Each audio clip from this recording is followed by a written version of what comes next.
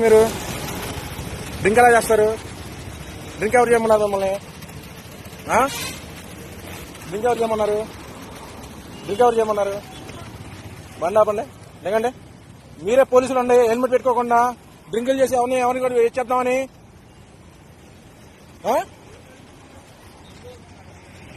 Police వాళ్ళు చేస్తే ఎట్లాగా? డ్రింకింగ్ చేసి ఆయన గుర్తుకొని పడిపోయాడు. సరే పెడతాం. మీరే డ్రింకింగ్ డ్రైవ్ చేసి మీరే తోలితే మా మీద అలాగే వేలు కేసులు వేస్తున్నారు. హెల్మెట్ లేకుండా ఎలా చెప్తారండి? సిపి దగ్గర ఇస్తా కంప్లైంట్. ఇప్పుడు వెళ్తున్నా, విజయవాడ వెళ్తున్నా. మీ పేరేది? బ్యాచ్ పడిపోయింది చూడరా. ఏంటిది? మీ వేలు కేసులు వేస్తారండి? ఏంటి పాల్గొస్తారేంటండి? పిఎస్ తీసుకెళ్ళండి పిఎస్ కి. వేలు కేసులు వేస్తున్నారు. రోడ్డు మీద ఆపితే హెల్మెట్ ఆపితే వేలు కేసులు వేస్తున్నారు. ఎలాగేస్తారు 1000?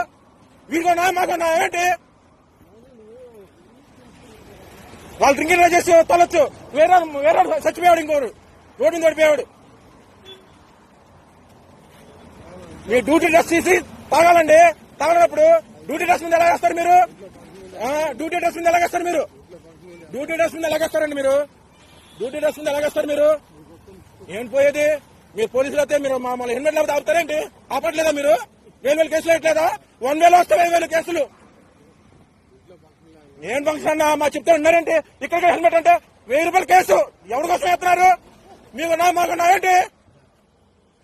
నీది ఈగో. మీ పేరు చెప్పు, నీ ఐడి ఇవ్వు. నీ ఐడి ఇవ్వు. సార్ వద్దు సార్, మీ ఐడి ఇవ్వండి. సిపి అవతీర్ ఇస్తా నేను. ఏం ఫంక్షన్ అన్న? డ్యూటీ డ్రెస్ మీద ఎలాగేస్తారు మీరు? డ్యూటీ డ్రెస్ మీద ఎలాగేస్తారు? న్యాయం ఉండాలి కదా గవర్నమెంట్ కి. మాకు జరగట్లేదు ఇక్కడ. మీలాంటి వాళ్ళు జరిగితే అట్లాగా కుదరదు. పిఎస్కి వెళ్ళాలి, కమిషనర్ దగ్గరికి వెళ్ళాల్సిందే. అవ్వదు. బండి వాళ్ళకి ఇవ్వు. ఎందుకు ఎవరు అన్న? కమిషనర్ వాళ్ళు మా బాబాయ్ కూడా పోలీసే. 5 నిమిషాలు పెడతా ప్రూఫ్. ప్రెస్ కూడా మా బాబాయే పెడతా 5 నిమిషాల్లో.